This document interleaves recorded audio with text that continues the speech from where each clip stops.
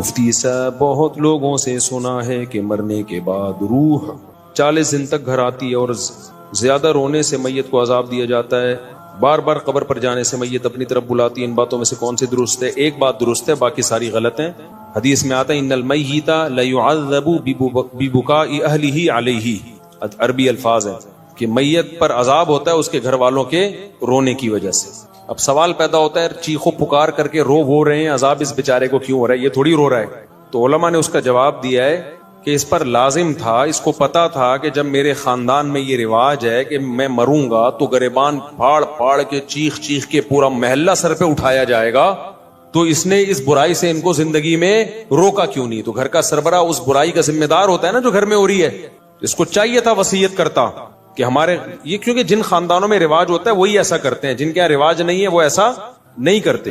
جب اس کو پتا تھا کہ میرے مرنے کے بعد ہا ہو چیخو پکار رونے کے مقابلے ہوتے ہیں باقاعدہ، جو نہیں رو رہا وہ سمجھتے ہیں اس کو تو محبت ہی نہیں تھی، لہذا جس کو محبت نہیں بھی ہونا وہ بھی دکھانے کے لیے رو رہا ہوتا ہے بہت چیخ چیخ کے۔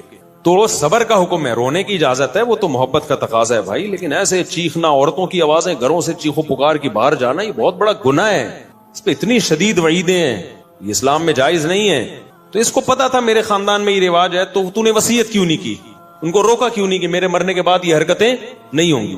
تو ایسی صورت میں اس کو بھی عذاب ہوگا جب کوئی روئے گا، کیونکہ اس گناہ کا ذمہ دار یہ بھی ہے۔ ان المیت لیعذب ببکاء اہلہ، تو اس کا مطلب یہ ہے کہ جس کو پتا تھا میرے مرنے کے بعد یہ سب کچھ ہوگا لیکن پھر بھی اس نے منع نہیں کیا خاندان والوں کو، تو اس کو پھر تکلیف ہوتی ہے، جتنا چیخو پکار ہوتی ہے، اس کو فرشتے مارتے ہیں، بولتے ہیں تیرا کیا کرا ہے، تیری تربیت ہے۔ لیکن اگر وہ وصیت کر چکا تھا اور ان کو سمجھا کے جا چکا تھا تو پھر قرآن میں صاف پتہ چلتا ہے لا تزر وازرۃ وزر اخری، کوئی دوسرے کے گناہوں کا بوجھ نہیں اٹھائے گا، پھر ان کے رونے چیخنے سے اس کو کوئی گناہ نہیں ملتا۔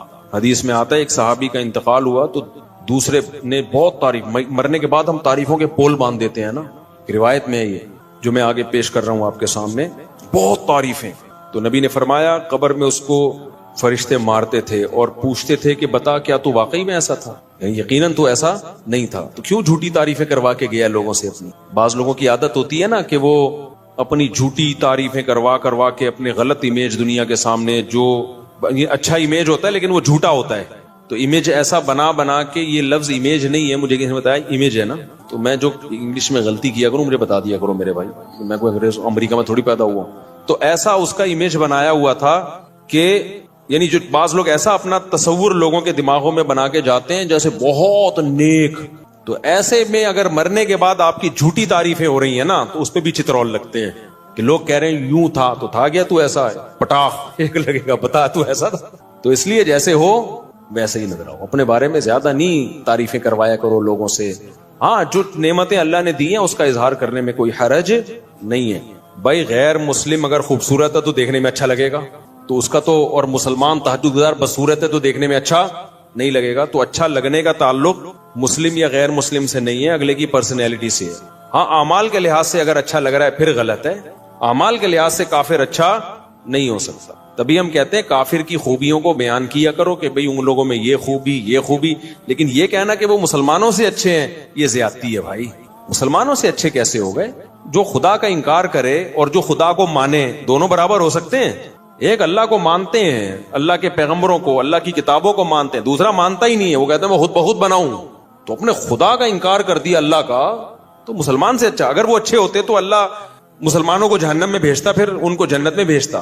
ہاں یہ کہنا درست ہے کہ ان چیزوں میں وہ مسلمانوں سے اچھے ہیں، اور سب مسلمانوں سے بھی نہیں، خاص جیسے پاکستانی مسلمانوں سے امریکی مسلمان کرپٹ نہ ہونے میں اچھے ہیں، جاپانی مسلمان پاکستانی مسلمانوں سے ڈسپلن میں اچھے ہیں، ڈسپلن ان کا بہت اچھا ہے، صفائی ستھرائی میں وہ پاکستانی مسلمانوں سے اچھے ہیں۔ تو پاکستانی کس چیز میں اچھے ہیں وہ سوچ رہا ہوں، ابھی کوئی دماغ میں آئے گا تو بتاؤں گا۔ تو بیوی سے وفا کرنے میں پاکستانی مسلمان جاپانیوں سے اچھے نہیں، بہت اچھے ہیں، سمجھتے ہو؟ اور ایک اور چیز رہ گئی، بچے پیدا کرنے میں بھی بہت اچھے۔ تو چند چیزوں میں تو ہو سکتا ہے، یہ تو کافروں میں بھی تھا نا۔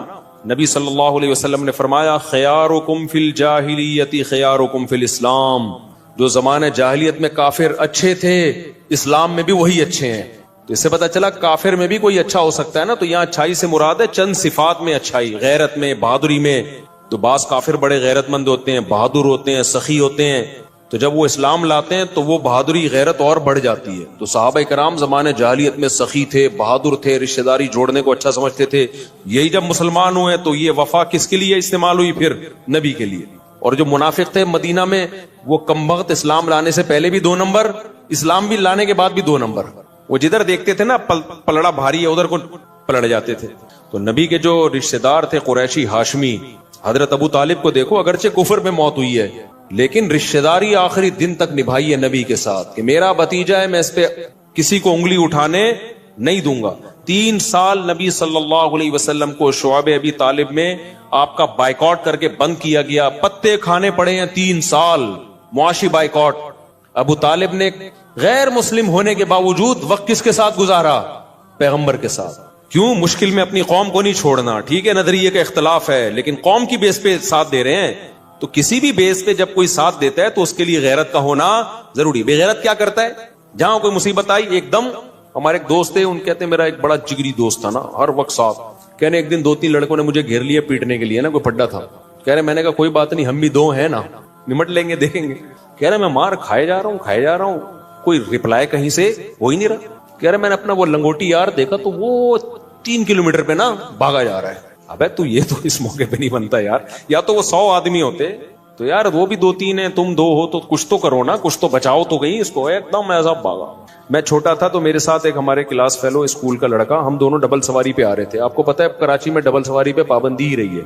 اب ہم تو محلے پڑوس میں ہی نکلے، کہیں آگے ٹریفک پولیس والا نا، ہم چھوٹے بچے تھے اس وقت، ایک تو عمر بھی پوری نہیں تھی، وہ بھی اللیگل کام. تو ہم تو ایسے ہی نکلے، گلی محلے میں لوگ نکل جاتے ہیں، غلط ہے نہیں کرنا چاہیے. پولیس والا اب جیسے ہی ٹریفک پولیس والا نا میرے جو پیچھے بیٹھا ہوا تھا وہ چلتی بائک سے اتر کے بھاگ گیا. مجھے آج تک وہ بھاگ گئے، اتنی سپیڈ سے بھاگا ہے میں اکیلا. تو وہ ٹریفک پولیس والے نے اس کو دیکھ کے اس کو اتنی ہنسی آئی ہے کہ یار یہ کتنا ڈر گیا، بھاگا جا رہا ہے. تو مجھے بھی چھوڑ دیا، بولا جا یار واپس. وہ دن آج تک میں بھولا نہیں ہوں کہ یار تھوڑی سی اسپیڈ تو بھائی پکڑے گا کیا کہ جیل میں تھوڑی ڈال دے گا، تھوڑا سا تم بھی کرے گا، کچھ جرمانہ لگا دے گا، کچھ بھی کرے گا. اتنے بچے پہ تو کیا جرمانہ بھی نہیں لگتا. لیکن مجھے اس کی اسپیڈ دیکھ کے نا جو میرے ساتھ بیٹھا ہوا تھا، میں نے کہا یہ ہے بہادر. بھائی اتنی بھی جلدی نہیں بھاگو، آگے پولیس والا تھوڑا سا آگے آ رہا ہے. میں نے کہا ابھی میں روکوں گا تو وہ اترے گا، پھر دیکھو ہے ہی نہیں، بھاگا ہو جا رہا ہے. تو کافروں میں بھی کچھ غیرت مند ہوتے ہیں، کچھ اچھی صفات ہوتی ہیں، تو وہ صفات بیان کرنے میں حرج نہیں ہے. لیکن جب مقابلہ ہوگا تو بھائی مسلمان کافر سے بہرحال بہتر ہے. اور جو اچھی صفات آپ کو کافروں کی لگ رہی ہوتی ہے نا، ان کی بھی جب ڈیپ میں جاؤ گے تو اس کی بھی گہرائی میں جاؤ گے تو بعض جگہوں پر وہاں بھی مسلمان کا پلڑا بھاری ہوگا. لیکن اس کے لیے الگ قسم کا چشمہ چاہیے، ان نظر سے دیکھا جائے گا. جو اپنے ماں باپ کے نہیں رہے وہ کیا رہ گئے، ان میں کیا انسانیت. جن کے اباؤں اور اماؤں کا مستقبل اولڈ ہاؤس ہو تو رہ کیا گیا. السلام علیکم. بعد اور میں غلام حیدر ول عبد الواحد، پورا شجرہ نسب لکھا ہوا ہے. میری درخواست ہے کہ میرا نکاح ہو گیا، نام سے پتہ چل رہا ہے کہ آپ کا نکاح ہو گیا. میرا سسر شادی کرنے کی اجازت نہیں دیتا، وہ کہہ رہا ہے کہ مجھے اپنی بیٹی کی طلاق چاہیے، کسی بھی صورت میں بیٹی کی شادی نہیں کروں گا.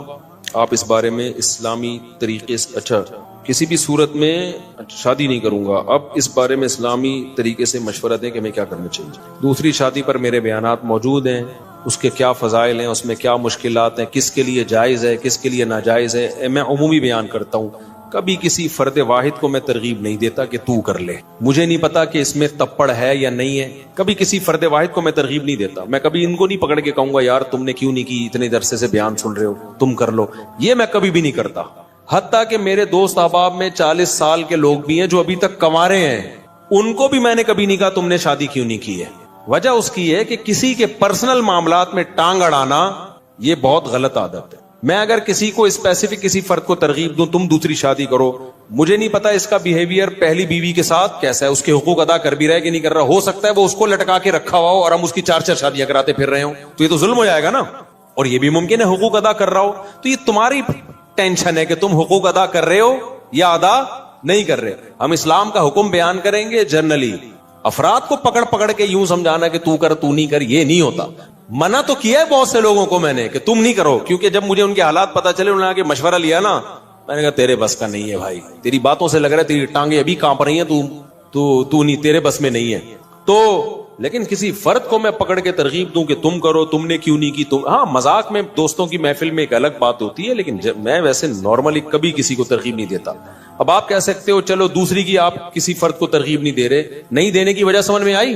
مجھے کیا پتا یہ پہلی کے ساتھ سنجیدہ ہے بھی یا نہیں ہے، ہو سکتا ہے اس کے پاس ظلم کر رہا ہو، وہ گزارا کر رہی ہو اس کے ساتھ مجبوری میں. اب تو مجبوری میں وہ گزارا کر رہی ہے، تم اس کے اوپر ایک اور بھی لے آؤ، ٹھیک ہے نا، اس کو بھی لٹکا کے چھوڑ دو، یہ تو بیڑا غرق ہو جائے گا. مجھے کیا پتا تم برابری کر سکتے ہو یا نہیں کر سکتے، پھر تم کر کہاں رہے ہو؟ بعض دفعہ آدمی شادی کر رہا ہوتا ہے، بھائی تم اتنی پیسے ہیں نہیں، تم شادی ڈیفینس میں کر رہے ہو، مالدار لڑکی سے کر رہے ہو، تو نہ تو اس کے قابل رہو گے نہ پہلی کے قابل. اس کا تو جیب خرچی 4-4 لاکھ روپے ہوتی ہے، پاکٹ منی. جو مالدار لڑکی ہے نا، پاکٹ منی ایسے چل رہا ہوتا ہے 4 لاکھ پاکٹ منی. تو غریب آدمی بولے گا میں ٹماٹر بیچ کے 4 لاکھ تیری پاکٹ منی کہاں سے؟ تو بھائی تم نے کیوں کی ایسی جگہ پہ شادی؟ اپنی حیثیت دیکھ کے کرو نا، تم وہاں شادی کرو جو 5 روپے پاکٹ منی. ایسا ہوتا نہیں ہے، لیکن ایک مثال دے رہا ہوں میں. تو میں نہیں جانتا کہ بھائی یہ اس قابل ہے یا نہیں ہے کسی شخص. جب میں فرد واحد کو، متعین فرد کو کبھی ترغیب نہیں دیتا، تو کرے گا خود. جب مسائل کھڑے ہوں گے تو بلی کس پہ ڈال دے گا؟ مفتی صاحب نے مجھے مشورہ دیا تھا، مفتی صاحب نے بولا تھا. تو بھائی ہم نہیں جانتے آپ کو، ہم تو ایک جنرلی حکم بیان کریں گے کہ جس میں 2 بیویوں میں عدل کی طاقت ہے، دونوں کے حقوق ادا کر سکتا ہے کہ نہیں کر سکتا، یہ خود فیصلہ کرو. اس کو چاہیے کہ کر گزرے اور کر کے بتا دے کہ ہو گئی. باقی کس میں طاقت ہے کس میں نہیں ہے یہ آپ نے فیصلہ کرنا ہے، یہ میں نے فیصلہ نہیں کرنا. آپ کہہ سکتے ہو چلو 2 شادیوں والے کو آپ مشورہ نہیں دیتے، تو کنوارے کو آپ تو دے سکتے ہو نا، جو آپ کے 40 45 سال کے دوست کنوارے ہیں، ان کو کیوں نہیں دے رہے؟ بھائی یہ بھی کسی کی نجی زندگی ہے، مجھے نہیں پتا اس کی کیا مجبوریاں ہیں. بعض دفعہ صحت کے ایشوز ہوتے ہیں، وہ نہیں شرما کے بتا رہا ہوتا. ہم کیوں کسی کا راز دنیا کے سامنے فاش کریں؟ وہ مجھے تھوڑی بتائے گا میرے اندر طاقت نہیں ہے. بعض دفعہ طاقت ہوتی ہے، مرد ہوتا ہے پورا انسان، لیکن اور کوئی مسائل ہوتے ہیں اس کے، تو وہ تو جب کسی کی ڈیپ میں جاؤ تو پتا چلتا ہے نا کس کے ساتھ کیا مسائل چل رہے ہیں. تو بھائی شریعت نے ہمیں حکم دیا ہے کسی کے پرسنل معاملات میں گھسنے کی آپ کو اجازت نہیں ہے کہ یہ کیوں نہیں کر رہا ابھی تک میرے بیان میں 10 سال سے بیٹھ رہا ہے، اس نے ابھی تک دوسری شادی کیوں نہیں کی، اس نے پہلی کیوں نہیں کی. بھائی جان بیان میں بیٹھ رہے ہیں، نظریہ درست ہو رہا ہے، عمل کرنا نہ کرنا یہ اس کا ہیڈ ایک ہے، یہ ہمارا ہیڈ ایک نہیں. اور نام بدگمان ہوتے ہیں. میرے جو دوست 45 سال کے ابھی تک شادی نہیں کی، میں بدگمان بھی نہیں ہوتا، ان کا ذاتی معاملہ ہے، یہ خود بہتر سمجھتے ہیں. تو اس لیے میں آپ کو بھی ترغیب نہیں دوں گا. جنہوں نے پرچی دی ہے نا، یہ مجھے نہیں پتا آپ کا اپنی پہلی وائف کے ساتھ سلوک کیسا ہے، آپ دوسری کر سکتے ہو نہیں کر سکتے. اب لوگ آتے ہیں میرے سسر کو سمجھا دیں کہ مجھے دوسری کی اجازت دے دیں. سسر کبھی اجازت نہیں دیتا، اور سسر سے اجازت لے کے کرنے بھی نہیں چاہیے، کیونکہ باپ بیٹی کا رشتہ، بہن بھائی کا رشتہ شریعت نے ایسے بنایا ہے کہ اسلام یہ رشتوں کو توڑنا نہیں چاہتا. باپ اگر اجازت دے گا نا لڑکی کا، تو بیٹی کے دل میں کیا آئے گا؟ مجھ پہ سوگن آئی ہے، کس کی وجہ سے؟ میرے باپ کی وجہ سے. تو اس کا ریلیشن کس سے خراب ہوگا؟ بولو، باپ سے. تو اسلام یہ پسند نہیں کرتا. تبھی نبی نے 2 بہنوں سے نکاح کرنے کی اجازت نہیں دی.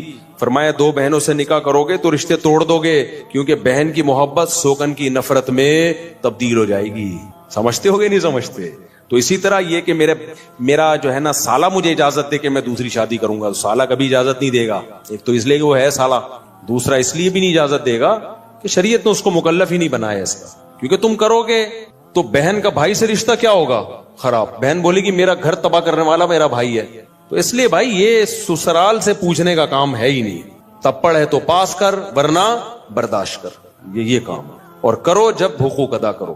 کون کرے گا کون حقوق ادا نہیں، یہ مجھے نہیں پتا بھائی. اس لیے ہم جنرلی ایک شریعت کا حکم بیان کرتے ہیں. قرآن نے بھی ایک حکم بیان کیا کہ جو 2 بیویوں میں برابری کرے وہ 2 3 4 شادیاں کرے.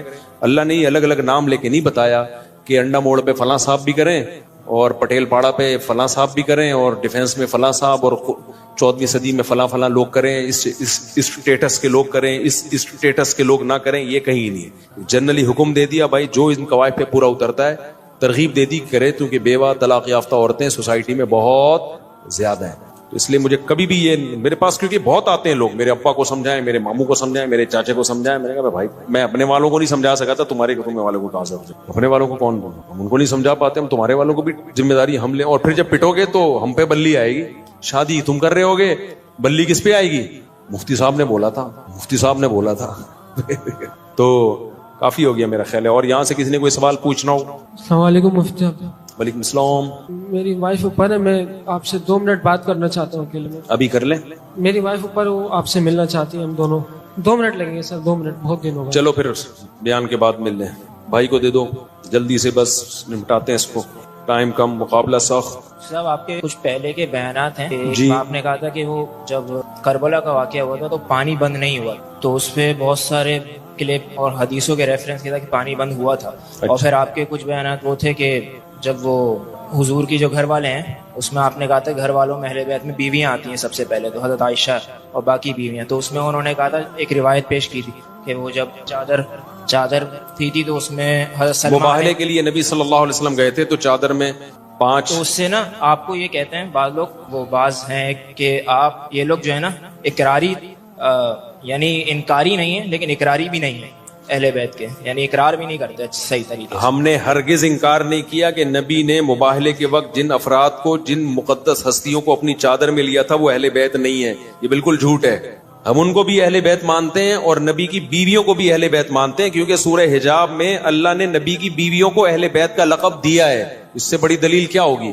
बाकी करबला के वाकयात को मैं इसलिए बयान नहीं कर रहा, वो उस वक्त जो शिया सुन्नी का फड्डा पारा चरार में भी आपने देखा है, एक जंग छिड़ गई है, तो इस वक्त शिया सुन्नी लड़ाई खत्म करने की जरूरत है। तो इन टॉपिक्स पे जितना कम बोलोगे उतनी लड़ाई कम होगी, और जितने इख्तिलाफी मसाइल को, अभी हमारा मुल्क इसका मुतहम्मिल नहीं है, तो अभी ये नहीं है कि आपस में लड़ना शुरू कर दें, और ये तो मुल्क का तो ये तो बैरूनी ताकतें हैं जो शिया सुन्नी फसाद अभी करवाना शुरू करेंगी, तो इसलिए इस जंग को खत्म करनी है। तो खत्म ऐसे ही होती है कि इन टॉपिक पे, तो इसलिए जो पुराने हैं ना उनको पुराना ही रहने दें, ठीक है। तो बाकी कोई अगर फिर भी पूछना है तो तहरीरी लिख के भेज दें, तो हम यहाँ से तहरीरी जवाब भेज देंगे। लेकिन इंटरनेट पे कोई भी चीज जाएगी तो उसमें बड़ा खतरा होता है कि एक फसाद खड़ा हो जाएगा। आलिम का काम ये नहीं होता कि जो आता है बस बोलना शुरू कर दे, उसका देखा जाएगा कि उसका असर सोसाइटी पे क्या पड़ेगा, और इन मौजूआत की अभी में जरूरत भी है या नहीं है। अहले बैत से मोहब्बत तो सबके ईमान का जुज़्व है, और अहले बैत के तो हम ज्यादा कायल हैं भाई। हम तो अहले बैत से मोहब्बत को अपने ईमान का जुज़ समझते हैं। अस्सलाम वालेकुम। वालेकुम अस्सलाम। माइक को करीब करो यार। कुर्बानी जब हम करते हैं तो उसके अंदर हकीका शामिल हाँ, अकीका भी कर सकते हैं, एक ही हिस्से में नहीं, एक ही गाय में अकीके का हिस्सा भी डाला जा सकता है और कुर्बानी का हिस्सा भी डाला जा सकता है, यानी अलग हिस्सा होगा, अकीके का अलग होगा, कुर्बानी का अलग। अगर कोई बंदा तशहुद की जगह फातिहा या फातिहा के तशहुद पढ़ ले, सद्दा साहब का क्या, जी हाँ सद्दा साहब करना पड़ेगा उसको। उम्रे के लिए 3-4 औरतें जा सकती हैं जिनकी कोई महरम नहीं हो, नहीं जा सकती भाई, महरम का होना जरूरी है। जवान औरत के लिए महरम का होना जरूरी, बूढ़ी औरतें ग्रुप में भी जा सकती हैं। अच्छा भाई, मैं शादी शुदा हूँ, भी हामिला है, तो अब मैं ख्वाब में, अच्छा, नबी सल्लल्लाहु अलैहि वसल्लम ने आकर मुझे एक नौमौलूद बच्चा पकड़ा दिया और फरमाया इसकी हिफाजत करना क्योंकि आने वाले टाइम में मुजद्दिद होगा। मेरे भाई आप अपना जो है थोड़ा सा इस तरह के ख्वाबात जब आना हो, आदमी की खोपड़ी आउट होना शुरू हो जाती है। मैंने देखा, मुझे अभी कुछ दिन पहले एक बंदा मिला, पेशावर से आया हूँ, और कहने लगा आपके बारे में मुझे ख्वाब आया, नबी सल्लल्लाहु अलैहि वसल्लम ने ख्वाब में आके कुछ ये बताया कि यूं करो आपके बारे में। मैंने कहा अस्सलाम वालेकुम। वालेकुम सलाम। सब चैट अगला भाई, चलो भाई। तो मुझे हमारे एडमिन ने कहा यार इतना अजीम ख्वाब सुना रहा है, आपने लिफ्ट नहीं कराई। मैंने कहा भाई पता नहीं सच्चा सुना रहा है, झूठा सुना रहा है, और अगर ख्वाब सुना भी रहा है तो उसकी ताबीर क्या है, ये इसमें टाइम लगता है। तो ऐसे ही थोड़ी जो भी आके ख्वाब सुनाए, अच्छा अरे यार बयान में लाओ भाई। तो मैंने कहा अपने अमाल दुरुस्त कर लो, फिर गलत ख्वाब भी आए तो कोई फिक्र की बात नहीं। अपने अमाल अगर सही नहीं है तो जितने मर्जी अच्छे ख्वाब आए मुतासर होने की जरूरत नहीं है। तो इसलिए फोकस अमल को ज्यादा करो। बाकी नबी का ख्वाब में आना बहुत बाबरकत अमल है, लेकिन यकीनी तो हो ना। कोई भी आके बोल दे मुफ्ती साहब मैंने आपके बारे में ख्वाब देखा, मैं कैसे यकीन कर लूं भाई। बाज दफा मैं उस बेचारे जो पेशावर वाला है उसको झूठा नहीं करार दे रहा, लेकिन मैं तो किसी को पर्सनली जानता नहीं हूं ना, तो भाई हो सकता है कि सच बोल रहा हो सकता है बाज दफा कोई आदमी किसी का फेवर लेने के लिए, ये जो जाली मुरीदीन होते हैं ना, इनके जाली पीर होते हैं, इनके मुरीदीन झूठे ख्वाब सुना सुना के ना अपने पीर का बड़ा कुर्ब हासिल करते हैं। पीर साहब कहते हैं ये ख्वाब देखो, या आया सुना बे मेरे बारे में क्या है तेरे को। तो भाई मैं किसी को जाती तौर पे जानता नहीं, मैंने ये नहीं कहा आप झूठ बोल रहे हैं, मैंने कहा भाई हो सकता है सच बोल रहे हो, माशाल्लाह अगर वाकई देखा है तो अल्लाह मुबारक करे, जो इसकी बरकतें ख्वाब की हमें अल्लाह दे। अच्छा बस इतना मिला, गले में चलो नेक्स्ट ये करें वो बिल्कुल, वरना वही वाकयात हो जाते हैं। एक मुरीद ने अपने पीर साहब को कहा कि पीर साहब मैंने ख्वाब देखा है कि आपकी उंगलियां शहद में और मेरी उंगलियां पखाने में। पीर साहब ने कहा, अब पीर साहब भी थे ना, अगर इंसान होते तो बोलते यार कुछ भी आ सकता है ख्वाब में, अगर शहद में उंगलियां हैं भी तो मेरा अमल अगर ठीक है तो उंगलियां शहद में होने इसके बगैर भी मैं ठीक हूं, اگر میرا عمل خراب ہے تو انگلیاں شہد میں ہونے سے میں ٹھیک نہیں ہوں گا. یہ کہہ دیتے جان بچ جاتی. پیر صاحب نے کیا کہا فوراً, دیکھا یہی تو بات ہے, میری انگلیاں شہد میں اور تیری انگلیاں, مجھے اچھا نہیں لگ رہا یہ لفظ زبان سے نکالتے ہوئے, لیکن اس کے بغیر مزہ بھی نہیں آئے گا. تو میری انگلیاں تیری انگلیاں بہانے میں اور میری انگلیاں شہد میں, یہی تو ہے. کہتا ہے آگے خواب کمپلیٹ نہیں ہوا ہے, پورا تو سنے پیر صاحب. سب مرید سن رہے تھے نا, پیر صاحب چوڑے میں, ہاں بھائی. کہتے ہیں اینڈ میں دیکھا کہ آپ کی انگلیاں میں چاٹ رہا ہوں, میری انگلیاں آپ چاٹ رہے ہیں. آپ کی انگلیاں میں چاٹ رہا ہوں, میری انگلیاں آپ چاٹ رہے ہیں. تو کوئی مجھے اچھا خواب سنا دیتا ہے نا آپ کے بارے میں یہ آیا, میں کہتا ہوں بھائی ماشاءاللہ ٹھیک ہے, صحیح ہوگا, اللہ تعالیٰ برکت دے, بس اس سے زیادہ میں لفٹ نہیں کراتا. سمجھتے ہو, لیڈر جو کہہ رہا ہے نا کہ دنیا مسافر خانہ ہے, تو یہ لیڈر ہم سے زیادہ اس دنیا کو مسافر خانہ سمجھتے ہیں. سمجھتے ہو کہ نہیں سمجھتے؟ آج موٹیویشنل اسپیکروں کی تقریریں دیکھو, تقریریں آپ دیکھو گے نا, ایسا لگے گا وہی کسی نے بڑا زبردست پوسٹ چلائی نا. قرآن کہتا ہے فلا صدق ولا صلی, موت کے وقت جب جان حلق کو پہنچ گئی, اب یہ کہہ رہا ہے دم درود کرنے والا کوئی لے کر آؤ بھائی, ڈاکٹروں سے میرا کیس نہیں ہینڈل ہو رہا. اب اللہ کہتے ہیں جب آخری سفر ہوتا ہے, اب یہ کہتا ہے کہ بھائی اب اللہ اس سے شکایتیں شروع. فلا صدق ولا صلی, کہتے ہیں نہ تو نے صدقہ خیرات کیا, ولا صلی, اور 5 ٹائم اذان کی آواز تیرے کان میں آتی تھی, حی علی الصلاۃ, آ جاؤ نماز کی طرف, تیرے پاس نماز کے لیے ٹائم. ہم یار دنیا میں کسی مذہب میں کسی عبادت کے لیے اتنے خوبصورت طریقے سے نہیں بلایا جتنا نماز کے لیے اللہ نے اذان رکھی ہے. کوئی دنیا میں مذہب جس میں عبادت کے لیے اتنے پیارے الفاظ ہوں؟ ہے بھائی کوئی سنتا ہے؟ کوئی ہو رہی ہے بھائی, بچپن سے سنتے آ رہے ہیں, اذان ہو گئی, بس لوگ پوچھ رہے ہیں اذان ہو گئی. ہاں, اس سے زیادہ اذان کو کوئی لفٹ نہیں کراتا. یہ تو پورا بیان ہے, اللہ کی پوری تقریر ہے کہ مسجد میں آ جاؤ نماز کے لیے. پوری زندگی کانوں میں پڑتی ہے. اللہ کہتے ہیں اب تیری موت کا وقت ہے, نہ تو نے صدقہ کیا, ولا صلی, اور حی علی الصلاۃ کی آواز تیری کان میں آتی رہی, تو نے اس آواز پر بھی لبیک نہیں کہا. ولا صدق ولا صلی ولکن کذب وتولی, تو انکار ہی کرتا رہا. کوئی قول سے انکار کرتا ہے, کوئی عمل سے انکار کرتا ہے. کہتے بھائی یہ ایسے ہی ہے. ایک تو مذہب جو ہے نا وہ ایک کلچر ہے, ہر قوم کا ایک مذہب ہوا کرتا ہے. ہندوؤں کا بھی ہوتا ہے, عیسائیوں کا بھی ہوتا ہے, تو مسلمانوں کا بھی ہے. ان کا اسٹائل ہی یہی ہوتا ہے کہ 5 ٹائم اذانیں دیتے ہیں اور صدقے خیرات کی ترغیبیں دنیا کے ہر مذہب میں ہیں. تو نے کیا کیا؟ تو اس کو لفٹ ہی نہیں کرائی تو نے ہماری باتوں کو. وہ تولا, پیٹ پھیر کے جاتا رہا ہمیشہ. تیرے سے جب کوئی بحریہ ٹاؤن کی بات کرتا فوراً تیرے کان کھڑے ہو جائے, جی ذرا کائنڈلی دوبارہ دہرائیے کیا کہنا ہے, سنا ہے ریٹ اوپر جا رہے ہیں, تو ایک دم نا کان کیا ہو جائیں گے, کھڑے ہو جائیں. جیسے کوئی بات کرے گا, 4 شادیوں کی بات ایک دم سب ہل جاتے ہیں نا, جیسے وائبریشن پہ آ گئے ہیں, جیسے کیا آ گئے ہوں, وائبریشن پہ ہو گئے. تو ہر طرح کی بات میں دلچسپی. لیکن اللہ کہتے ہیں میں کہہ رہا ہوں حی علی الصلاۃ, حی علی الفلاح, اور نماز کے لیے آؤ, کامیابی کے لیے. تو پرانے قصے ہیں, اللہ میاں تو پتہ نہیں کب سے کہتے آ رہے ہیں, کامیابی ابھی تو ملتی, وہاں جاؤ یوں کر کے کھڑے ہو جاؤ, ایک رکوع کرو, سلام پھیرو, بس یہی ہوتا ہے. اس کے علاوہ تو کچھ بھی نہیں. پیسے تو ملتے ہی نہیں ہیں, پیسے تو ملتے ہی نہیں ہے, نہ فجر میں مل رہے ہیں نہ ظہر, بلکہ الٹا امام چندہ مانگ لیتا ہے بعض دفعہ. تھوڑے بہت ہوتے وہ بھی وضو خانہ کی تعمیر ہے, تو بیت الخلا کی تعمیر ہے, تو آج یہ پنکھا ابا کے اصال ثواب کے لیے, نانا کے. تو فلا صدق ولا صلی ولکن کذب وتولی ثم ذهب الى اهله يتمطى. اللہ کہتے ہیں تکبر کے ساتھ اپنے گھر کی طرف لوٹتا ہے. یہ ہماری جب نصیحتیں کی جاتی ہیں نا, ایسے اگنور کرتا ہے, چلو ٹھیک ہے, یہ مولویوں کی باتیں, یہ مذہب کی باتیں, یہ سائنس کی بات کرو, نیوٹن کی بات کرو, آئنسٹائن کی بات کرو. کیا پیغمبروں کے قصے لے کر بیٹھ گئے ہو کہ ابراہیم علیہ السلام نے یہ کیا تھا, اسماعیل علیہ السلام نے یہ کیا تھا, اور ابو طلحہ انصاری نے باغ دیا تھا. یہ کیا قصے لے کے بیٹھ گئے؟ وَلَكِنْ كَذَّبَ ثُمَّ ذَهَبَ إِلَىٰ أَهْلِهِ يَتَمَطَّىٰ. آگے میں جو دھمکی کی بات کر رہا تھا نا, اب اللہ کہتے ہیں اولا لک فاولا, تباہ ہو جائے تو تباہ ہو جائے. اب جو زندہ ہے نا اس کو اللہ کہہ رہے ہیں جو یہ کام کر رہا ہے. ہمارے حضرت یہ آیت پڑھتے تھے, فرماتے تھے مجھے اللہ کے صبر پہ تعجب ہوتا ہے کہ اللہ کافر کو اور نافرمان کو کتنی دھمکی دے رہے ہیں نا, کہ جس کو نصیحت کی جائے اور وہ منہ موڑ کے گھر جا رہا ہے, تو اللہ اس کو پیچھے سے کیا کہہ رہے ہیں, اولا لک فاولا, تباہ ہو جا تو, تباہ ہو جا تو, ثم اولا لک فاولا, پھر ہم کہتے ہیں تو برباد ہو جا, پھر ہم کہتے ہیں تو برباد ہو جا. اللہ تو نے 4 دفعہ اس کو گویا کہ بددعائیں دے دی ہیں ہماری لغت میں, تو تباہ کر کیوں نہیں رہا تو؟ بھائی دیکھو مجھے کسی پہ بہت غصہ ہے نا, میں بڑا طاقتور بھی ہوں, میں ایک بندے کو کہہ رہا ہوں یہ کر لے وہ نہیں کر رہا, وہ الٹا کر رہا ہے, میں کہہ رہا ہوں یہ کر لے وہ الٹا کر رہا ہے, مجھے غصہ ہے تیری ایسی کی تیسی ہو, میں تو اللہ کرے تباہ ہو. تو دوسرا کہے گا مطلب اتنا غصہ ہونے کے بجائے ایک تھپڑ ہی لگا دو کھینچ کے. بہاریوں کی لڑائی دیکھی, ہم بہاری بڑے اچھے لوگ ہوتے ہیں لیکن میں نے لڑائی دیکھی ہے. ایک دفعہ وراثت کا مسئلہ تھا, ہمارے دوست تھے بہاری, بہت اچھی قوم ہے الحمدللہ, کسی قوم کو میں برا نہیں کہتا, ان میں ایک اچھی بات ہے کہ لڑتے نہیں ہیں, بس زبان کی حد تک ہی رہتے ہیں, یہ اچھی صفت ہو گئی نا. تو میں گیا تو وہ ان کی وراثت کا پھٹا ہو گیا تھا, مجھے نہیں پتا تھا دونوں پارٹیاں مجھ پہ راضی نہیں ہیں. ایک پارٹی نے مجھے بلایا کہ آپ فیصلہ کریں, اس کے بعد مجھے تجربہ ہوا کہ جب بھی کسی کا فیصلہ کروں گا نا, دونوں پارٹیاں ریٹرن میں لکھ کے دیں کہ ہمیں مفتی صاحب کا فیصلہ قبول ہو, ورنہ میں جاتا ہی نہیں, اپنا ٹائم ویسٹنگ ہے. میں نے فیصلہ کیا تو دوسری پارٹی کو قبول ہی نہیں. اب دونوں پارٹیاں لڑ رہی ہیں آپس میں, ایک کہہ رہا ہے یہ تو طالبان کو اٹھا کے, میری پگڑی ایسی تھی نا اس میں زیادہ مشہور نہیں تھا, وہ کہہ رہے ہیں تم طالبان کو کہاں سے اٹھا کے لے آئے, 2007 یا 2008 کی بات ہوگی, میری پگڑی ہمیشہ سے یہ اسٹائل رہا ہے, جس کو میرا فیصلہ قبول نہیں ہو, تم تو طالبان کو اٹھا کے لے, تو دہشت گرد ہیں. میں نے کہا میں تو یہاں بیٹھا ہوا ہوں بھائی, تو پگڑی میری دیکھ کے نا, تو جو الزامات ان کے آ رہے تھے بارہ لڑ پڑے نا.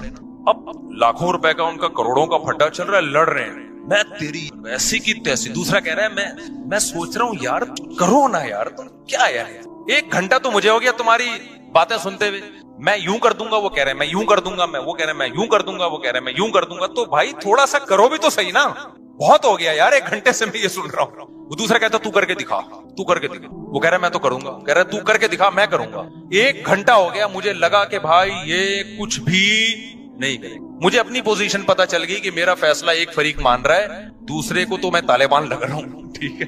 ہم نے کہا پتلی گلی سے کیا کرو, نکلو یہاں. تو اب اللہ میاں کا جو اسٹائل ہے, انداز ہے, وہ یہی ہے, دھمکیاں دے رہے ہیں اللہ میاں, اولا لکا فاولا, چھوڑوں گا نہیں تجھے, صحیح ہے نا, تباہ ہو جا تو, لکا فاولا, پھر اللہ کہہ رہے ہیں تباہ ہو جا تو, ثم الاولا, پھر اللہ کہتے ہیں ثم کا لفظ, اللہ کہتے ہیں میں اپنی بات کو ریپیٹ کر کے کہتا ہوں, تو تباہ ہو گیا, تباہ ہو جا تو. یہ بددعائی یہ کلمات ہیں, جب عرف میں ہم کسی کو کہتے ہیں تو مطلب بددعا دے رہے ہیں, اللہ کرے تو مرے, یعنی اللہ خود اپنے آپ کو کہہ رہے ہیں کہ اللہ کرے کہ تو تباہ ہو جا. ثم اولا لک فاولا. تو ہمارے فرمایا کرتے تھے اللہ دھمکیاں دے رہا ہے. اب دیکھو ہم تو جب دھمکیاں دے کریں کچھ نہیں تو ڈر کی وجہ سے نا, کہ بھائی زبان کی دھمکیاں ٹھیک ہے کر دیا تو یہ تو ایسا نہ ہو کہ افورڈ کرنا مشکل, لیکن اللہ کے لیے تو کوئی مسئلہ نہیں ہے نا. اللہ جب دھمکیاں دے رہا ہے تو سوال پیدا ہوتا ہے, اللہ جب تجھے غصہ آ رہا ہے, اللہ کو کتنا غصہ آتا ہے. قرآن کہتا ہے ان الذين كفروا ينادون لمقت الله اكبر من مقتكم انفسكم اذ تدعون الى الايمان فتكفرون. جب اللہ کے منکر جہنم کی آگ میں جلیں گے نا, تو روایات میں آتا ہے غصے سے اپنی انگلیاں چبائیں گے کہ ہم نے کیا کیا, یعنی ہم نے خدا کی بات سنی کیوں نہیں, ہم کتنا گھاٹے کا سودا کر کے آئے, یعنی ہمیں کیا ہو گیا تھا. اپنے آپ کو بھی بعض دفعہ گالیاں دیتا ہے نا انسان. تو قرآن کہتا ہے اللہ ان سے کہے گا کہ آج تمہیں اپنے اوپر جتنا غصہ آ رہا ہے, جب تمہیں ایمان کی اور خدا کی طرف بلایا جاتا تھا اور تم اسے اگنور کرتے تھے, ہمیں تم پر اس وقت اس سے بھی زیادہ غصہ آتا تھا, اس سے بھی زیادہ آتا تھا کہ میں کھلا رہا ہوں, میں پلا رہا ہوں, میں نے پیدا کیا اور تم میری نہیں مانتے, میرا انکار کرتے ہو. سورہ واقعہ کی ایک آیت پڑھتا ہوں, مجھے ایسا لگتا ہے کہ اس کے بعد بھی کوئی حجت ہوگی. اللہ کہتے ہیں ہم کافروں کو جہنم میں ڈال کے کہیں گے نحن خلقناکم, ہم نے تم کو بنایا تھا, فلولا تصدقون, تم مانتے کیوں نہیں تھے کہ میں دوبارہ بھی بنا سکتا ہوں. کتنی عجیب آیت ہے یا نہیں ہے. وَلَقَدْ عَلِمْتُمُ النَّشْأَةَ الْأُولَى فَلَوْلَا تَذَكَّرُونَ. اللہ کہتے ہیں تم ڈارون سے متاثر ہو گئے تھے کہ ہم خود سے بنے ہیں, بندر سے بنے ہیں. اللہ کہتے ہیں تم نے تو پہلی مرتبہ پیدا کرنا منی سے انسان کا بنتا ہوا یہ اپنی آنکھوں سے دیکھا تھا, اس سے تمہیں نصیحت کیوں نہیں ہوئی کہ ڈارون غلط کہہ رہا ہے, خدا صحیح کہہ رہا ہے کہ جو منی سے انسان بنا سکتا ہے وہ مٹی سے دوبارہ بھی بنا سکتا ہے. نہیں یہ بات میرا خیال ہے سمجھ. ڈارون کہتا ہے نا یہ کروڑوں اربوں سال میں یہ دماغ بنا ہے, اللہ کہتے ہیں منی سے 9 مہینے میں نے بنایا تمہارا یہ دماغ ماں کے پیٹ میں, یہ کروڑوں سال میں نہیں بنا ہے. ارے بھائی جو خدا کے منکر ہیں, جو نہیں مانتے خدا کو, وہ کہتے ہیں نا خود بخود بنا ہے, تو اتنا دماغ کیسے بن گیا بھائی. وہ کہتے ہیں کروڑوں سال میں ایوالو ہوا ہے, ارتقا ایک دم سے نہیں, پہلے ایک سیل بنا پھر یوں ہوا, پھر 1 کروڑ سال میں یوں ہوا, پھر 2 کروڑ سال میں ایسا ہوا, پھر 25 کروڑوں سالوں والوں کی کمی نہیں سائنسدانوں کے پاس, کون سا کوئی پیچھے جا کے دیکھ رہا ہے. آپ کہتے ہو 10 کروڑ میں بھی ایسا اتفاق نہیں ہو سکتا, چلو 10 ارب لگا لو, 10 ارب سال میں ایسا ہو گیا, پھر 20 ارب سال میں, چلو 100 ارب سال میں, تو آدمی کہتا ہے شاید ہو گیا ہو. اللہ کہتا ہے کہ وَلَقَدْ عَلِمْتُمُ النَّشْأَةَ الْأُولَى, ڈارون کہہ رہے کھربوں سال میں تم بنے ہو, ہم کہہ رہے ہیں ایک پانی کا قطرہ ماں کے پیٹ میں جاتا ہے, 9 مہینے میں تم بن کے نکل آئے ہو. 9 مہینے میں یعنی اس پانی کے قطرے میں ایسے سافٹ ویئر کیسے انسٹال ہو گئے کہ ماں کے پیڑ میں جاتا ہے, اسی سے دماغ بن رہا ہے, اسی سے آنکھیں بن رہی ہیں, اسی سے کان بن رہے ہیں, اسی سے ناک بن رہی ہے. اللہ کہتے ہیں تم نے جرم کتنا بڑا کیا ہے.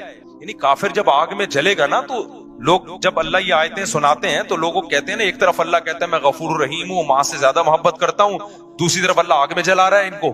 تو اللہ جب آگ میں جلانے کی بات کرتا ہے تو اس طرح کی آیتیں پیش کرتا ہے کہ وَلَقَدْ عَلِمْتُمُ النَّشْأَةَ الْأُولَىٰ, پہلی مرتبہ بنتا دیکھتے تم نے اپنی آنکھوں سے دیکھا تھا. تو تم یوں کیوں کہتے تھے کہ دوبارہ نہیں بن سکتے ہم مٹی سے, ہم مٹی میں ختم ہو جاتے ہیں, دوبارہ کون بنائے گا؟ میں سمجھا پا رہا ہوں اپنی بات. یہ سورہ واقعہ کی بڑی عجیب آیت ہے. وَلَقَدْ عَلِمْتُمُ النَّشْأَةَ الْأُولَىٰ, اللہ کہتے ہیں پہلی مرتبہ بنتا ہوا تم نے اپنی آنکھوں سے دیکھا تھا کہ پانی کا ایک قطرہ ماں کے رحم میں جاتا ہے, اور کیسے آنکھ ناک کان دل دماغ جگر بن کے 9 مہینے میں باہر, اور ادھر بچہ باہر آیا فوراً ماں کی چھاتیوں میں دودھ بننا شروع. ہر چیز میں ایسی زبردست مینجمنٹ, یہ ڈاروین نے نہیں بتائی تھی, یہ تم نے اپنی آنکھوں سے دیکھا تھا. یہ تو تم اس کی باتوں میں کیسے آ گئے؟ خوش مزاج انسان جو ہوتا ہے وہ ہر کام اچھی طرح سے کر لیتا ہے, اور ایک دفعہ طبیعت میں چڑچڑاپن پیدا ہو گیا اور جھنجھلانے لگی طبیعت, تو کسی کام کا نہیں رہتا, پھر ذرا ذرا سی بات میں جھنجھلاتا ہے اور الٹی پھینکتا ہے. اور یہ میں آپ حضرات کو بھی ایک بات عرض کر رہا ہوں آپ کے سامنے بھی, یہ بھی دین کی ایک بات ہے, اس کو بھی بیان کا حصہ سمجھیں کہ سب سے زیادہ فوکس انسان کو اپنے دماغ کو کرنا چاہیے کہ میرا دماغ سکون میں رہے. یہ یاد رکھو, ہر جسمانی بیماری کا علاج ہے دماغ کی سیٹنگ جب ایک دفعہ آؤٹ ہوتی ہے تو وہ دوبارہ لائن پہ نہیں آتا. میں نے نفسیاتی مریض کبھی بھی مکمل ٹھیک ہوتے ہوئے نہیں دیکھے کہ پورا صحیح ہو گیا ہو. یہ بہت اہم بات ہے, اس کو نوٹ کر لیں. جو ذہنی مریض ایک دفعہ بن گیا, شاید لاکھوں میں کوئی ایک صحیح ہو جاتا ہے. اگر وہ صحیح بھی ہوتا ہے تو پورا صحیح نہیں ہوتا, تھوڑا سا پاگل رہتا ہے وہ. اور آپ دوسری یہ بات نوٹ کر لیں کہ پاگل تھوڑا بھی بہت ہوتا ہے. یہ بہت ہے, آپ اس کو مذاق نہ سمجھیں, یہ دین کا حصہ ہے. یہ بات ہے, پاگل تھوڑا سا بھی بولو بھائی بہت ہوتا ہے. پاگل میں تھوڑا بڑا نہیں ہوتا, جو تھوڑا سا پاگل ہے وہ تھوڑا سا نہیں ہے, وہ کسی بھی وقت کچھ بھی کہہ دے گا. تو اس لیے سب سے زیادہ حفاظت کس چیز کی کرنی ہے؟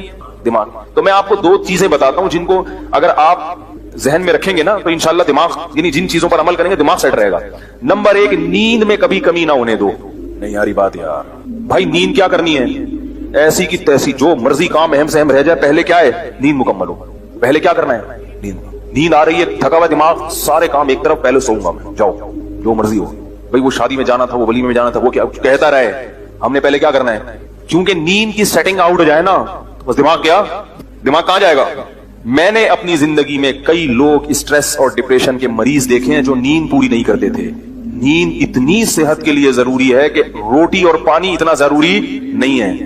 بھوک, اگر دیکھو نیند سے بڑھ کر کوئی چیز ہوتی نا تو اللہ تعالیٰ رمضان میں ہمیں کہتے ہیں نیند پوری نہ کرو, روٹی کھاتے رہو. اللہ نے روٹی پانی چھڑوا دی. اللہ کو پتا ہے کہ جتنا مرضی بھوکا پیاسا رہو گے, جب کھاؤ گے تو ریکوری ہو جائے گی.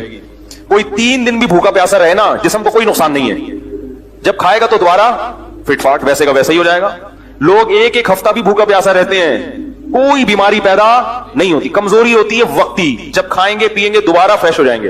دیکھو نا رمضان میں سارا دن بھوکا پیاسا رہتے ہیں, جیسے ہی افطاری کا وقت آتا ہے 2 پکوڑے گئے پیٹ میں اور کمر ایک دم فٹ فاٹ سیدھی ایسے پلیٹ کرتے ہوئے نماز کے لیے آ رہے ہوتے ہیں. تو وہ رات کو نہ بھی کھائیں نا, صبح کھائیں گے تو یہ ایسے ہی ہو جائیں گے. ہوتا ہے بھوکا رہنے سے بیمار نہیں ہوتی. لوگ کھانے کو فوکس کرتے ہیں صحت میں, نیند کو فوکس نہیں کرتے.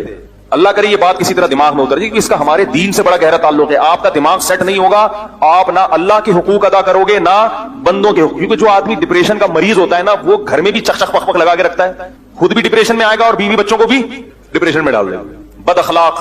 نبی صلی اللہ علیہ وسلم نے کیا فرمایا؟ قیامت کے دن سب سے زیادہ میرے قریب وہ ہوگا جس کے اخلاق سب سے اچھے ہوں گے.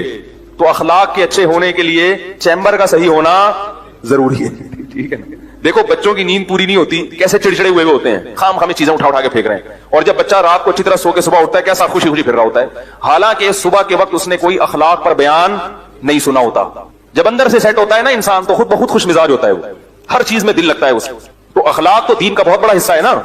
اللہ کی باتیں بھی سمجھ میں آئیں گی. اگر چیمبر ٹھیک نہیں ہے نا, تو کوئی اگر کہے کہ بھائی اگر نماز چھوڑ دو گے تو اتنے 1000 سال جہنم میں جلنا پڑے گا, تو آپ پہلے ہی جل رہے ہو, دماغ خراب ہو, بولے یار یہ پتہ نہیں کون سی شریعت ہے یار, جہنم میں جلنا پڑے گا یار.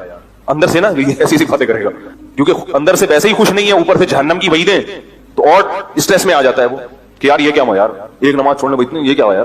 تو بجائے یعنی دین سے بھی دور ہوگا. تو پہلی چیز کیا ہو گئی؟ بولو بھائی نیند. نیند پوری کرنے کا مطلب یہ نہیں ہے کہ پوستیوں کی طرح سویا کرو, یہ مطلب نہیں ہے. یہ کیا مطلب ہے وہ میں ابھی بتاتا ہوں. दूसरी चीज क्या है? दूसरी चीज है टेंशन नहीं लेनी। टेंशन नहीं लेने का मतलब ये नहीं कि आपको कभी टेंशन होगी नहीं। है तो दुनिया में कोई ऐसा शख्स है ही नहीं जिसके सारे काम सही हो रहे हों।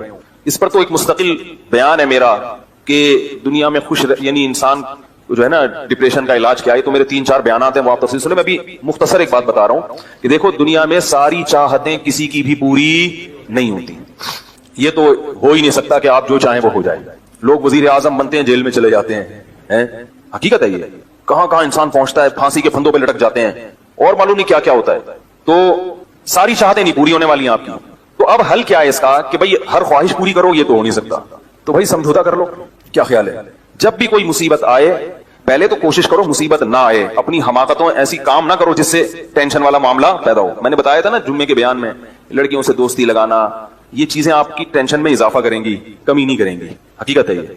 तो ये काम, चर्स पी रहा है, चर्सियों में उठ रहा बैठ रहा है, चर्स पीने से टेंशन बढ़ती है, कम नहीं होती। जब नहीं मिलेगी तो पागल होगा ना। तो वो काम, ऐसे काम करना जिससे आप गरीब आदमी हो लेकिन रहना आपने मालदारों के इलाके में शुरू कर दिया, उससे टेंशन बढ़ेगी, एहसास से कमतरी का शिकार हो जाओगे। यार उसके पास भी गाड़ी, यार उसके पास करोला, मेरे पास रक्षा, खाम खर्च। आपको चाहिए था कि जब आप रक्षा है तो ऐसे इलाके में जाओ जहां सबके पास क्या है, रक्षा है। दुकान पकौड़ों की है और सोचें करोड़ों की। ये खाम खाम लोग टेंशन में आए हुए हैं। मैंने डिफेंस के लोगों को भी टेंशन में देखा है। 1000 गज का बंगला है, करोड़ों रुपए कमा रहे हैं, मगर टेंशन में है। ये मैं हवाई बातें नहीं कर रहा। लोग आते हैं क्यों टेंशन में कि पड़ोसी के पास उससे भी ज्यादा है। तो ये टेंशनें कुदरत की तरफ से नहीं है, ये आपकी अपनी पाली हुई हैं। तो नबी हदीस में नबी सल्लल्लाहु अलैहि वसल्लम ने फरमाया, दुनिया में हमेशा अपने से कमतर को देखो। यार मेरे पास रक्षा है और फला आदमी किस्तों पे भी रक्षा खरीदने की सलाहियत नहीं रखता। सड़कों पे, फुटपाथों पे पड़े हुए हैं। 3-4 दिन पहले सदर गया मैं तो देखा फुटपाथ पे लोग पड़े हुए हैं। मैंने कहा यार ये भी लोग हैं, ना घर है ना बाल बच्चे। एक कंवारे का फोन आया, ऐसे जैसे वो नहीं होती, क्या बोलूं मैं, ऐसे तंज कर रहा था, कह रहे यार कोई रिश्ता ही नहीं देता, ये जिंदगी कोई जिंदगी है। तो मैंने सोचा, मैंने कहा देखो वो जो सदर में फुटपाथ पे पड़े हुए हैं ना, उनको कोई देगा रिश्ता? मैंने कहा तुम्हें अब्बा ने घर में रखा हुआ है, रोटी पानी पंखा सब मिल रहा है, दुआ करते हैं अल्लाह कोई इंतजाम कर दे। नहीं कर रहे तो उन लोगों को देखो जिनको रोटी पानी भी नहीं मिल रहा। तो अपने से कमतर को देखा जाए दुनिया के मामले में, इससे आप एहसास कमतरी का शिकार नहीं होंगे। तो टेंशन खत्म करने की एक बहुत बड़ी जरिया यह है कि अगर फिर भी कोई मुसीबत आ गई तो तकदीर का सोचा जाए कि जो चीज मुकद्दर में है वो टल नहीं सकती। और दुनिया मुसाफिर खाना है, यहां अगर टेंशन है तो वो भी आरजी, यहां की खुशी भी आरजी। एक आदमी के बच्चे बिछड़ गए, तलाक हुई मियां बीवी में, बीवी बच्चों को लेके फरार। अब वो मेरे पास आया, ऐसे बेचारा, जाहिर है बच्चे तो याद आते हैं, ऐसे उसकी हालत खराब, स्ट्रेस। तो मैंने कहा केस करो अदालत में। कह रहे अदालत में केस से कोई फायदा नहीं है, नहीं मिलेंगे बच्चे। बहुत मैंने हल बताया, ये कर लो, तमाम हल नाकाम। मैंने कहा फिर यूं करो, क्या करो, मिट्टी डाल। मैंने कहा डॉक्टर आफिया सिद्दीका का सोचो, वो औरत है, जेल में है, अपने बच्चों से दूर है, मजीद औलाद भी नहीं हो सकती उसके। तो मैंने कहा तुम्हारा, अगर तुम्हें जेल में डाल दिया जाए ना अभी, तो तुम कहोगे चलो बच्चे ना मिले लेकिन जेल से तो बाहर आऊं, यही सोचोगे ना। उसका सोचो कि वो एक औरत जात है, कई सालों से जेल के अंदर पड़ी हुई है, और औरत के लिए बच्चों से जुदाई वो बहुत ज्यादा मुश्किल है, मर्द तो बर्दाश्त कर लेता है। तो मैंने कहा अब जो चीज बस में नहीं है उस पर गम करना फजूल, मिट्टी डालो ऐसे, और शादी करो और मजीद नए बच्चे पैदा करो। जब इधर दूसरी औलाद आएगी तो उधर से जहन आपका हट जाएगा। कहते हैं लोग ताने देंगे, बच्चों को भूल गया। मैंने कहा